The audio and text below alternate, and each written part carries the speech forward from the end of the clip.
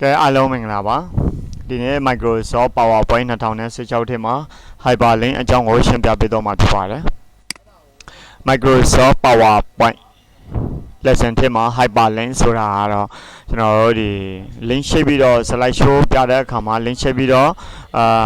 viewer တွေကိုပြပေးတဲ့အဆင့်ကို HyperLink လုပ်တယ်လို့ခေါ်ပါတယ်HyperLink လောက်ထားခြင်းအပြင်ကျွန်တော်တို့ဒါ slide show ပေါ့နော် F5 ကို slide show နှိပ်မယ်ဆိုတော့ F5 ကိုနှိပ်လိုက် F5 ကိုနှိပ်ရင်လေးရပါတယ်သို့မဟုတ်ဒီနေရာမှာslide show ကိုနှိပ်လိုက်လို့ရှိရင်လေရတာပေါ့နော်အဲ့နေရာမှာကြတော့ဒီ contact us ဒီမှာ link ချိတ်ထားတာတွေရှိတယ်နမူနာလုပ်ပြထားတာရှိတယ် contact us ဆိုတဲ့ link ချိတ်ထားတာကိုနှိပ်လိုက်လို့ရှိရင်သူကဒီမှာလိပ်စာလေးတွေပြပေးတယ်လိပ်စာပြီးရင်တော့နောက်ထပ်တစ်ခုကဒါ contact us ဆိုတာ notepad နဲ့ရေးထားတာပေါ့နော် notepad နဲ့လည်းသူက link ချိတ်လို့ရတယ်နောက်ထပ်တစ်ခုက computer basics computer basics ဒါလည်း notepad နဲ့ရေးထားတာပေါ့နော် computer basics အကြောင်းကို notepad နဲ့ရေးထားအဲ့ဒါလေးကိုလည်း HyperLink နဲ့နေပြီးတော့ဒီခါလေး slide show မှာရှင်းပြခေါ်ယူပြီးတော့ရှင်းပြလို့ရတာပေါ့နော်ကဲဒါဆိုရင်တော့နောက်ထပ်တစ်ခုက render ဆိုတာ video လေးတွေကိုလည်း link ချိတ်ထားလို့ရပါတယ်ဟော video လေးတွေကိုက video လေးတွေကို link ချိတ်ပြီးတော့ link ချိတ်ပြီးတော့ဒီမှာပြပေးလို့ရတာပေါ့နော်ကဲနောက်ထပ်တစ်ခုဒီဘက်မှာလည်း video လေးတွေ render ရှာထားပြီးတော့ကျွန်တော်တို့link ချိတ်ပြီးတော့အသုံးပြုလို့ရတယ်ဒါကတော့ဘယ်လိုမျိုးလုပ်လဲဆိုတာတော့select ကြည့်ပေါ့နော်ကဲဒီမှာနမူနာတစ်ခုလုပ်ပြပါမယ်အရင်ဆုံးဒီနေရာမှာ HyperLink ထည့်ချင်တယ်ဆိုရင်တော့text box ကိုနေပြီးတော့ insert ထဲက text box ကိုအရင်တွားရမယ်အရင်တွားပြီးတော့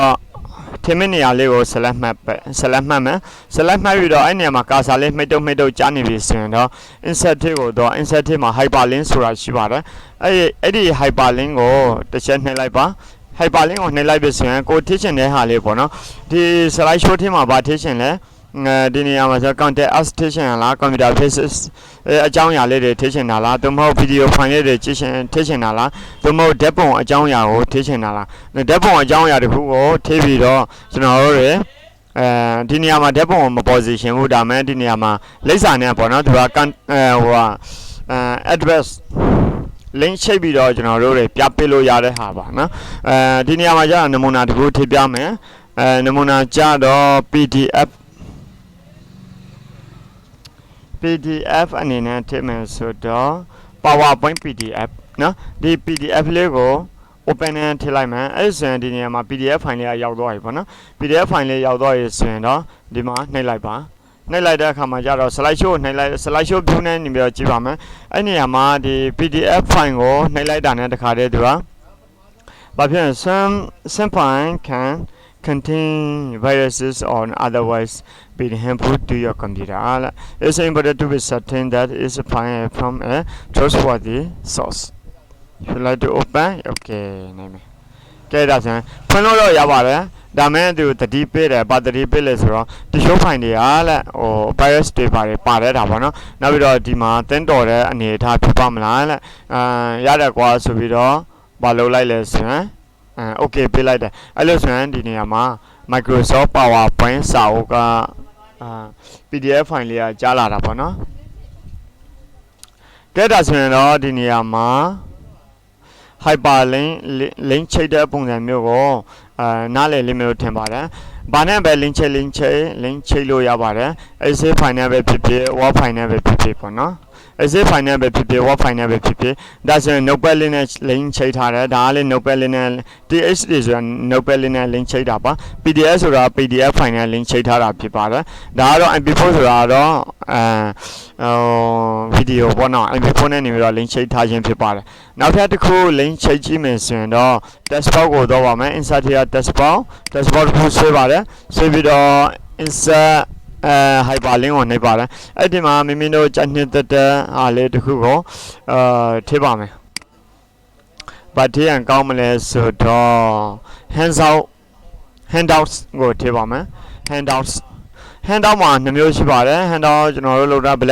blank lines slide 1ရှိမယ် handout blank line နဲ့ပဲထည့်ပါမယ် blank lines ကဲ ကဲပြီးရင်တော့ slide show ကိုဒီအောင်ဖက်မှာရှိတဲ့ slide show view ကိုနှိပ်ပါတယ် slide show view ကို handouts blank line ဆိုတဲ့ဟာလေးနှိပ်လိုက်တဲ့အခါမှာကျတော့သူက Microsoft Word file ဖွင့်လာပြီးတော့သူကတခါတည်းဒီနေရာမှာတန်းပြမှာဖြစ်ပါတယ်ဒါလေးတွေပေါ့နော်ကိုကရှင်းပြလို့ရတာပေါ့နော်ဒါက link ချိတ်ပြီးတော့အသုံးပြုတဲ့နေ့စဉ်နေ့ဖြစ်ပါတယ် Microsoft Word ရဲ့လုံးမဟုတ်ပါဘူး PowerPoint တွေပါတယ်ဆိုရင်လည်းအဆင်ပြေပါတယ်မိမိတို့ HyperLink လောက်ထားခြင်းတဲ့အရာမှန်သမျှကို link ချိတ်ထားလို့ရပါတယ် video ပဲဖြစ်ဖြစ်ဓာတ်ပုံပဲဖြစ်ဖြစ် link ချိတ်ထားလို့ရတယ်ကဲဆိုပါတော့ကျွန်တော်တို့ဒီနေရာမှာဓာတ်ပုံလေးတစ်ပုံကို link ချိတ်ပါမယ်link ကိုလည်းကျွန်တော်အများကြီးထည့်ထားလို့ရတယ်ဒီဘက်တွေမှာလည်းထားလို့ရတယ်ပြီးရင်နောက်ထပ် link တစ်ခုချိတ်ရှင်နေဆိုရင်တော့ dashboard ကိုသွားမှာဖြစ်ပါတယ် dashboard မှာနေပြီးတော့insert ကိုတော့ပါတယ် insert ကိုတော့ပြီးတော့ dashboard ဆွဲလိုက်တယ်ဆွဲပြီးတော့ insert ကိုတော့တယ် insert မှာ hyperlink ဆိုပြီးတော့ယူပါတယ်အဲ့နေရာမှာ up one folder ဆိုပြီးတော့နှိပ်ပါတယ်အဲ့မှာ image ဆိုတာရှိမယ် image မှာအဲ့ဒါလေးမကြိုက်ဘူးပေါ့နော်image picture ထဲဝင်ကြည့်အောင် picture ထဲမှာ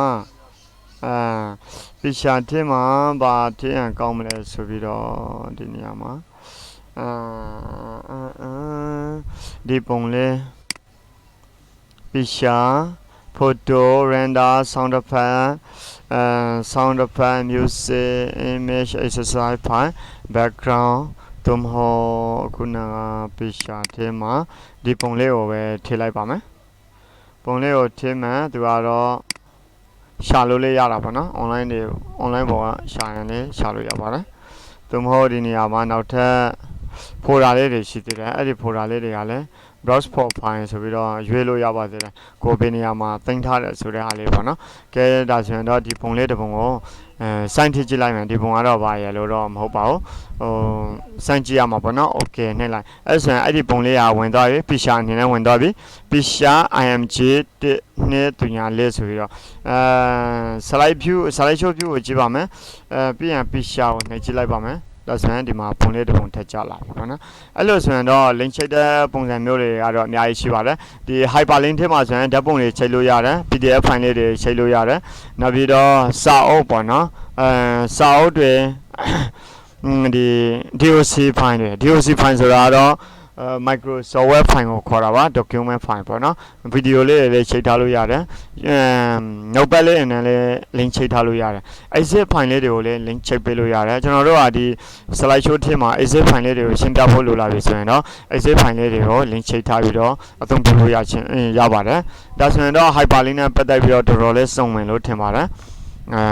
ကျောင်းသားတွေအားလုံးအဆင်ပြေရပါစေနားမလည်တာရှိရင်လည်းပြန်မေးရပါနော်